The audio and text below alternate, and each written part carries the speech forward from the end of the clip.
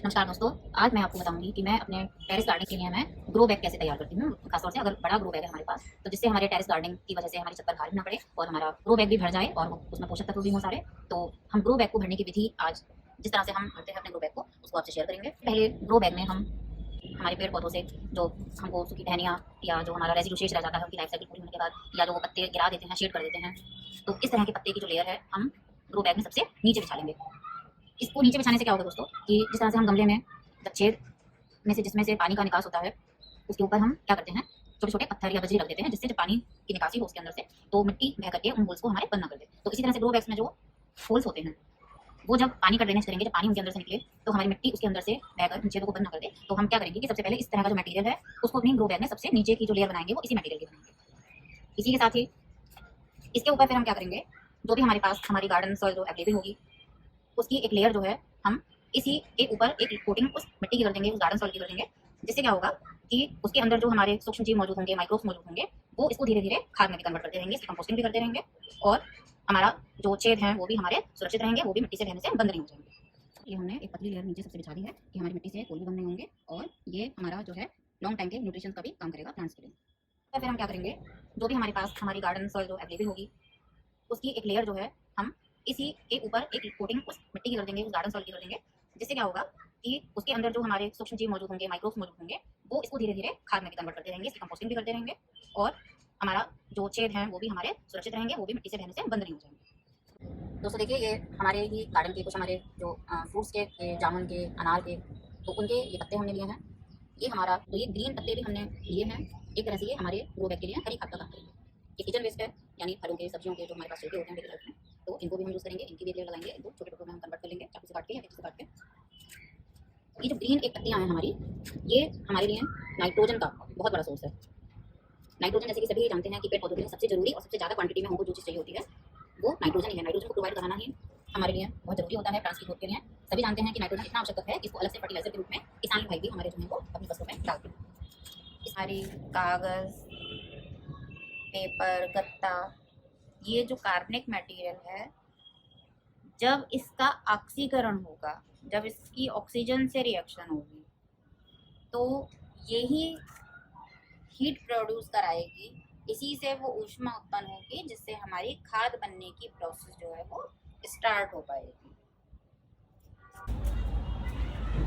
ये सूखे पत्ते जैसे कि मैंने बताए थे, और इसके साथ ही और भी सूखे पत्ते, जैसे हमारे पास ये नीम के पत्ते भी हैं। ये जो ड्राई लीव्स होती हैं, सूखी पत्तियां होती हैं, या उनकी ये छोटी छोटी जो टहनियाँ हैं इस तरह की, यानी मेनली लकड़ी का जो पार्ट होता है, लकड़ी और लकड़ी से बने हुए जो ये हमारे ये सूखे पत्ते जैसे कि मैंने बताए थे और इसके साथ ही और भी सूखे पत्ते, जैसे हमारे पास ये नीम के पत्ते भी हैं। ये जो ड्राई लीव्स होती हैं, सूखी पत्तियां होती हैं, या उनकी छोटी छोटी जो टहनियाँ हैं इस तरह की, यानी मेनली लकड़ी का जो पार्ट होता है, लकड़ी और लकड़ी से बने हुए जो ये हमारे पार्ट होते हैं, ये जब हम ग्रो बैग में भरेंगे तो ये हमारे प्लांट्स के लिए रिच कार्बन सोर्स की तरह एक्ट करेंगे। ये हमारे लिए प्लांट्स के लिए कार्बन प्रोवाइड कराएंगे, कार्बनिक मटेरियल है ये उसके लिए। ये सब क्यों जरूरी है, ये सब हम क्यों डाल रहे हैं ग्रो बैग में दोस्तों? क्योंकि जब इन कार्बनिक पदार्थों का, ये ब्राउन जो बच रहा है, सूखी पत्तियां हमारी, कागज, पेपर, गत्ता, ये जो कार्बनिक मटेरियल है, जब इसका ऑक्सीकरण होगा, जब इसकी ऑक्सीजन से रिएक्शन होगी, तो यही हीट प्रोड्यूस कराएगी, इसी से वो ऊष्मा उत्पन्न होगी, जिससे हमारी खाद बनने की प्रोसेस जो है वो स्टार्ट होगी। ये जो ड्राई लीव्स हैं हमारी, जो कार्बन का सोर्स हैं, यही मिट्टी में रहने वाले केंचुओं के लिए, सूक्ष्म जीवों के लिए खाने का भी काम करेंगे, जो उनके लिए भोजन। तो दोस्तों ये जो हम जो हमारा किचन वेस्ट है, इससे जो हम पत्तियों को मिलाकर, किचन वेस्ट को मिलाकर, सूखी पत्तियों को मिलाकर, एक्शेल को मिलाकर, ये जो हम कंपोस्टिंग करेंगे, नीचे जो उसकी लेयर बिछाएंगे, ये लॉन्ग टाइम तक हमारे ग्रो बैग में लगे प्लांट्स को धीरे धीरे स्लो स्पीड से माइक्रो न्यूट्रिएंट्स प्रोवाइड कराता रहेगा। और इसका जो मेन उद्देश्य है वो क्या है कि ये हमारी मिट्टी को लूज रखता है, उसको टाइट होने से बचाता है। उससे हमारी मिट्टी जो है वो एयरी बनी रहती है, पौधे की जड़ों तक ठीक से वायु जाती रहती है, हवा का आवागमन ठीक से होता रहता है उसकी जड़ों में, और हमारी जो मिट्टी है उसकी संरचना कुछ इस तरह की हो जाती है कि वो पानी की निकासी के लिए भी बहुत अच्छी कंडीशन में आ जाती है। जितना पौधे के लिए जरूरी है पानी, उतना वो होल्ड करके रखती है। इसके साथ ही हमारी मिट्टी में जो माइक्रोब्स होंगे, हमारी मिट्टी में जो केंचुए होंगे, जो खाद बनाने का काम करते हैं, हमारी मिट्टी के लिए अच्छे होंगे प्लांट की ग्रोथ के लिए, तो उनके लिए ये भोजन का काम भी करती है, जो हमारी ये कंपोस्ट तैयार होती है। तो इसका मेन उद्देश्य है कि हमारे माइक्रोब्स जो है वो अच्छी मात्रा में ग्रोथ करते रहें, हमारी मिट्टी ढीली रहे और पौधे जो हैं पानी को भी होल्ड करके रहें और आसानी से उनकी ग्रोथ जो है वो ऑटोमेटिक होती रहे और ये लॉन्ग टाइम तक उनके लिए फर्टिलाइजर का काम भी करती रहती है। दोस्तों ये हमारी है सॉइल, हमारे पहले वाले ग्रो बैग की बस रेत है, जिससे हमारी मिट्टी जो है वो टाइट नहीं हो पाएगी और वो भुरभुरी रहेगी। इससे क्या होगा कि मिट्टी को एयर बने रहने में हेल्प मिलेगी और पौधे की जड़ें जो है वो स्मूथली जो है इसमें ग्रो करती रहेंगी। हमारी मिट्टी हल्की रहेगी और भुरभुरी रहेगी, एयरी रहेगी। ये देखिए, ये रेत जो हमारी मिट्टी को भुरभुरा बनाएगा, पोरस बनाएगा उसको। तो दोस्तों ये जो हमारे नाइट्रोजन के सोर्स हैं, जैसे हमारा हो गया कोकोपीट, सरसों की खली या नीम की खली, या कुछ लोग बोन मील भी इस्तेमाल करते हैं। बोन मील हम नहीं इस्तेमाल करते, लेकिन एक ऑप्शन है कि आप नाइट्रोजन के सोर्स के लिए उसको भी यूज़ कर सकते हैं। बहुत सारे रासायनिक उर्वरक भी नाइट्रोजन के सोर्स की जगह यूज़ कर सकते हैं, लेकिन उनका ना यूज़ करने का कारण क्या है? क्योंकि ये जब हम इनको यूज़ करेंगे तो कहीं ना कहीं अगर हम खेतों में भी यूज़ कर रहे हैं इनको, तो ये हमारी एयर में पॉल्यूशन को प्रोड्यूस करते हैं, वायु प्रदूषण करते हैं। जब ये हम वाटरिंग करते हैं प्लांट्स की, तो उसके साथ भी ये घुल करके जल जब ड्रेन होता है पौधे से, तो उसके साथ भी ये बह कर निकल जाते हैं और जल का प्रदूषण का भी ये सोर्स हो सकते हैं। अगर हम लोग इस तरह से कोकोपीट या खली सरसों की या नीम की नहीं यूज़ करना चाह रहे और नाइट्रोजन को हम प्रोवाइड कराना चाहते हैं पौधों को, तो हमारे पास एक सोर्स ये बचता है कि हम कुछ दलहनी फसलें जो हैं उनके कुछ प्लांट्स जो हैं अपने ग्रो बैग में और गमले में लगा सकते हैं। जैसा कि सभी जानते हैं कि उन प्लांट्स की जड़ों में नाइट्रोजन को स्थिर करने वाले, नाइट्रोजन को फिक्स करने वाले माइक्रो ऑर्गेनिज्म होते हैं, जो कि वातावरण की नाइट्रोजन को पौधे को यूज़ करने के लिए उपलब्ध कराते हैं, जिनको कि पौधे डायरेक्ट यूज़ नहीं कर पाते। दोस्तों ये चौक है, आसानी से उपलब्ध हो जाती है और ये पौधे के लिए कैल्शियम प्रोवाइड कराएगी, तो इसको भी हम अपनी मिट्टी में यूज़ कर सकते हैं। इसको भी दोस्तों ये हल्दी है, इसको भी हम अपनी मिट्टी में यूज़ करेंगे। मिट्टी में मिक्स करने से क्या होगा कि उसमें जो ये भी क्योंकि कीटाणुनाशक होती है, फफूंदी नाशक होती है, तो ये हमारी मिट्टी को क्या करेगी कि कीटाणु से मुक्त करेगी, रोग से मुक्त करेगी और फफूंदी से उसका क्या करेगी, बचाव करेगी। 10 किलोग्राम मिट्टी में 20 ग्राम के लगभग हल्दी हम मिला सकते हैं। दोस्तों ये है लाल गेरू, ये आयरन का एक ऑक्साइड है, आयरन इसमें भरपूर मात्रा में होता है, तो इसको भी हम मिट्टी में मिलाएंगे अपनी, और ये हमारे पौधे के लिए आयरन जो है वो लौह तत्व जो है वो प्रोवाइड कराएगा। तो लाल गेरू भी हम अपनी मिट्टी में मिक्स कर सकते हैं।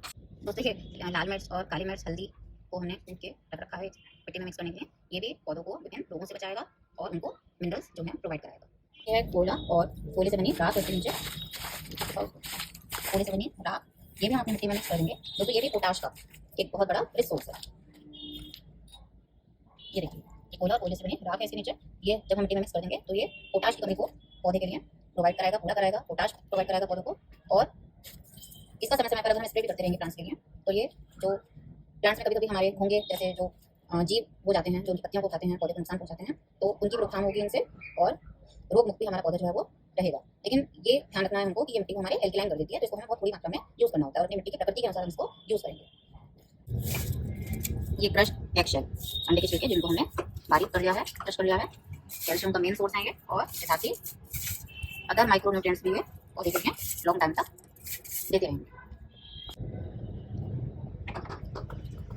ये ट्राइकोडर्मा हानिकारक फफूंदी से नुकसान होने से बचाएगा हमारी मिट्टी को, और पौधे में जो गलने की समस्या हो जाती है उसकी जड़ों में, तनों में, पत्तियों में, इसको नहीं होने देगा और पौधे को स्वस्थ रूप से ग्रो होने में सहयोग करेगा।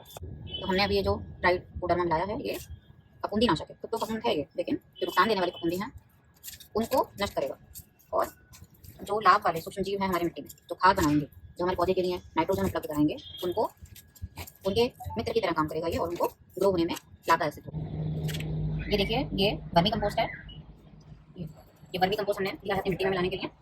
वर्मी कंपोस्ट भी आपको पता है कि केंचुए द्वारा बनी हुई जो ये खाद है, तो ये नाइट्रोजन का रिच सोर्स है, और इसको हम अपने ऊपर की लेयर से तैयार करेंगे मिट्टी की, तो हम इसमें इसको मिक्स कर देंगे।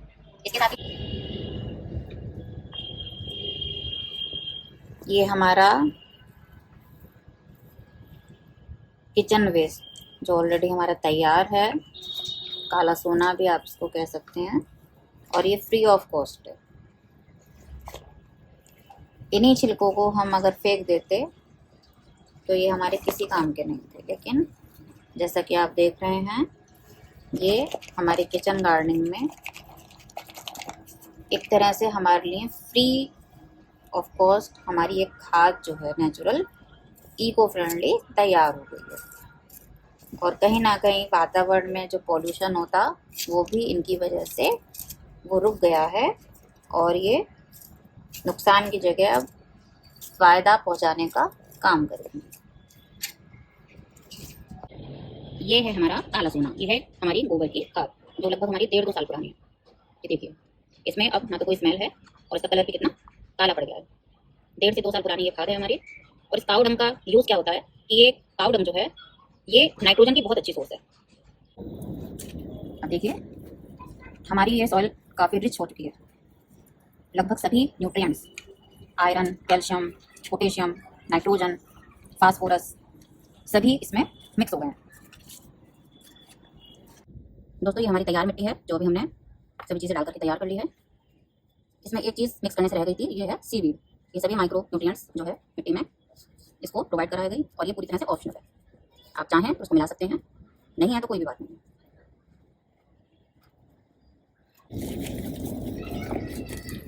और ये जो भी हमने मिट्टी इसमें तैयार करी है इसकी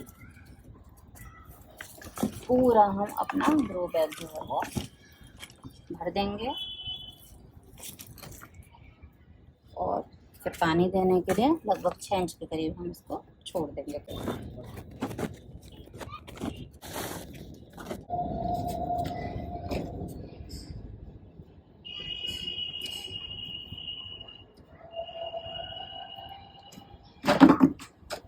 कोई पत्थर का टुकड़ा है या प्लास्टिक का टुकड़ा अगर आ जाएगा तो उसको निकाल देंगे।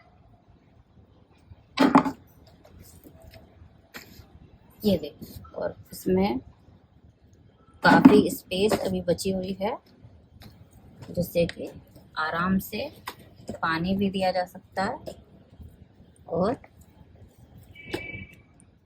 आवश्यकता पड़ने पर निराई गुड़ाई सभी इस ग्रो बैग में आसानी से हो जाएगी।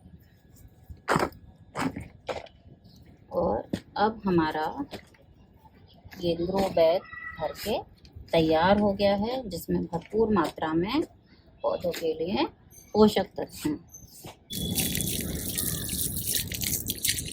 मिट्टी को थोड़ा सा पानी लगाकर नम कर देंगे और इसमें कंपोस्टिंग की प्रोसेस जो है शुरू हो जाएगी। और हल्का सा इसको नम करके गीला करके हम इसको 3-4 दिन के लिए छोड़ देंगे जिससे ये पूरी मिट्टी जो है वो सेट हो जाएगी और इसमें जो माइक्रो ऑर्गेनिज्म हैं वो धीरे धीरे अपना फंक्शन स्टार्ट कर देंगे और तब ये हमारे पौधा लगाने के लिए या बीज बोने के लिए तैयार हो जाएगी।